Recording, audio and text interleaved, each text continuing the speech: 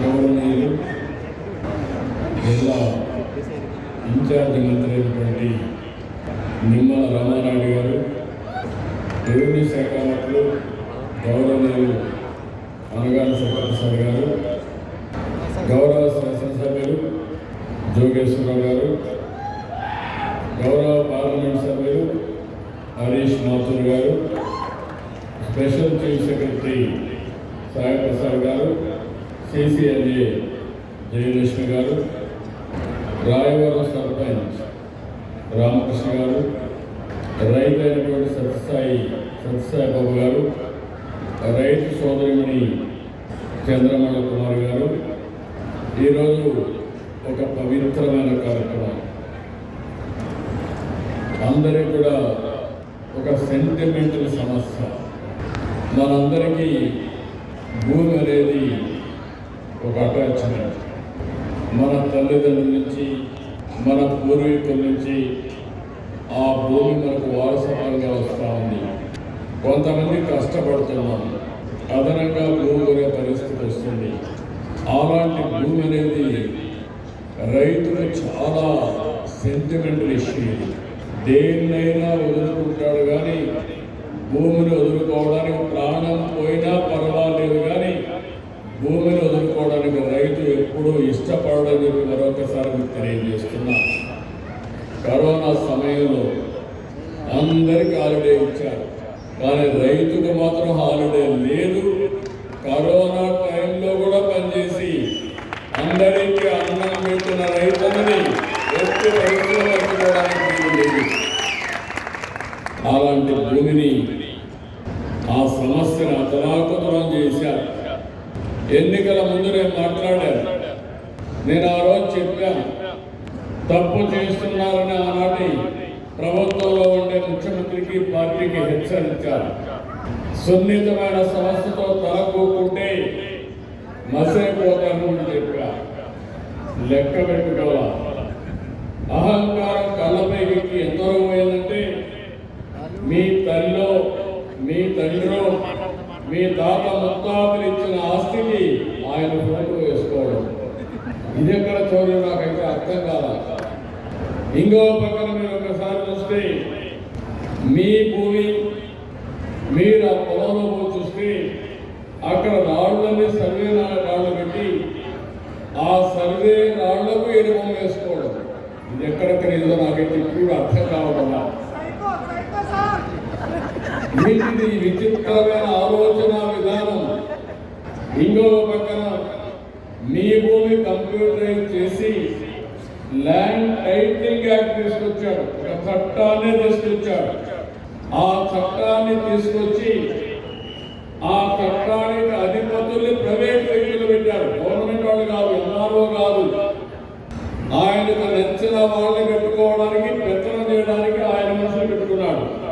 అంటే మీ భూమి ఆయన చేతిలో పెట్టుకుని ఆయన మనుషుల ద్వారా పెత్తనం చేసి మిమ్మల్ని కంట్రోల్ చేయాలనుకున్నాడు.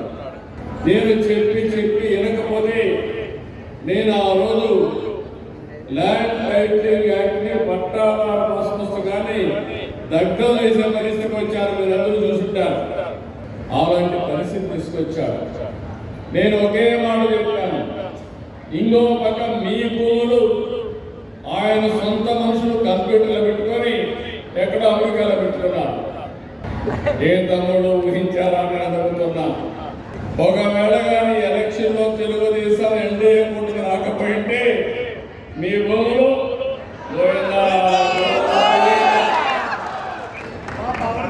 అవునా కాదా? అవునంటే తల్లి, అది ఆనాటి పరిస్థితి. నాకంటే రాజకీయాల్లో ఎవరు సీనియర్ లేరు దేశంలో కూడా.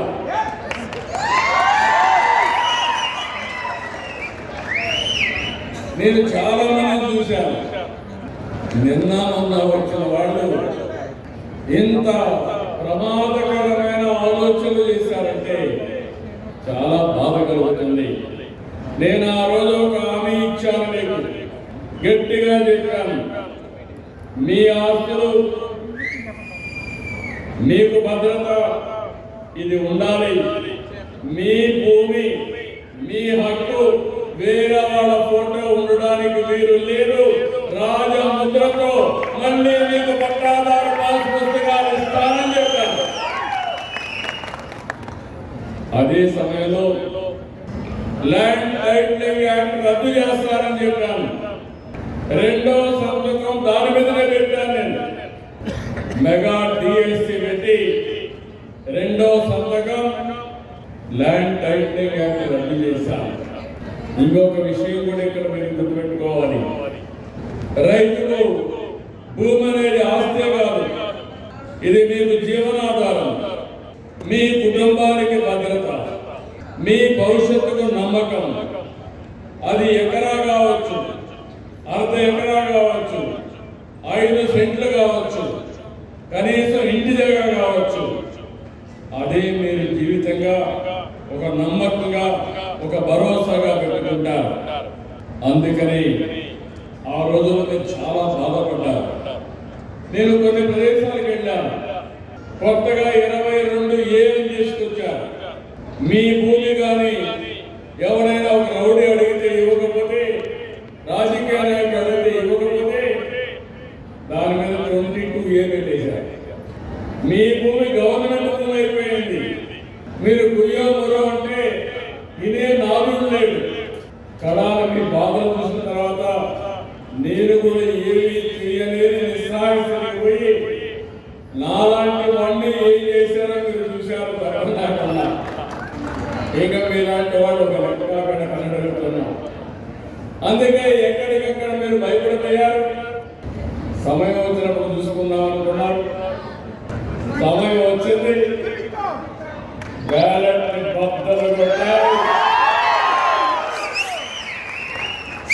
94% స్ట్రైక్ రేట్ గెలిపించారు.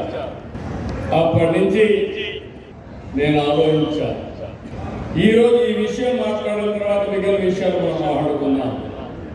ఈరోజు మీరందరూ గుర్తుపెట్టుకోవాలి, ఈ యొక్క భూమి రికార్డు ఆంధ్రప్రదేశ్లో, ఎందుకంటే 9 ఏళ్ళు ముఖ్యమంత్రిగా ఉన్న సమైక్య ఆంధ్రప్రదేశ్కి తెలంగాణలో రికార్డు చూశాను, ఇక్కడ రికార్డు చూశాను. ఇక్కడ బ్రిటిష్ పాలన, తెలంగాణలో నిజాం పాలన. ఈ రెండు పరిపాలనలో తెలంగాణలో భూములు ఒకరికి ఇచ్చేసేవారు. ఆ రోజు నిజాం ఇష్ట ప్రకారం ఎవరిని అడిగితే ఒక భూ 5 ఎకరాలు దానం చేసి ఇంకొకరు వస్తే వాళ్ళు కూడా 5 ఎకరాలు ఇచ్చేది. ఆ 5 ఎకరాలు వాళ్ళకి ఇచ్చేసేవారు. ఆ విధంగా 5 ఎకరాలు మొత్తం చూస్తే ఎక్కడ చూసినా డిస్ప్యూట్ ల్యాండ్. కానీ బ్రిటిష్ వాళ్ళు నాకు చిన్నప్పుడే జ్ఞాపకం, తర్వాత కూడా మనం ఫాలో అయ్యాం. ఇప్పుడిప్పుడు తీసేసాము. ఎంఆర్ఓ తహసీల్దార్ ఆఫీస్ కొంతమంది జ్ఞాపకం ఉంటుంది. ఏసీలో కూర్చొని పదలా కట్టుకొని ఒక క్యూలో కట్టుపెట్టి దాన్ని వెనక్కి ముందుకు లాగేవాడు, అంటే పంక ఊదేవాడు. అప్పుడు వియ్యములు ఉన్నారు, కేఎంలు ఉన్నారు, కరణాలు ఉన్నారు, కరణాలు ముసుగులు ఉన్నారు. ఆ కరణం రాసే లెక్క ఆ అక్షరాలు ఎవరికి అర్థంగా అయ్యేది కాదు. గొలుసు కట్టు రాత. ఇంకా విలేజ్ మున్సిపల్ ఉండేవాళ్ళు. మున్సిపల్ అయితే పెద్దన్నారు, ఇక్కడ రాయవరం మున్సిపల్ ఉన్నారు.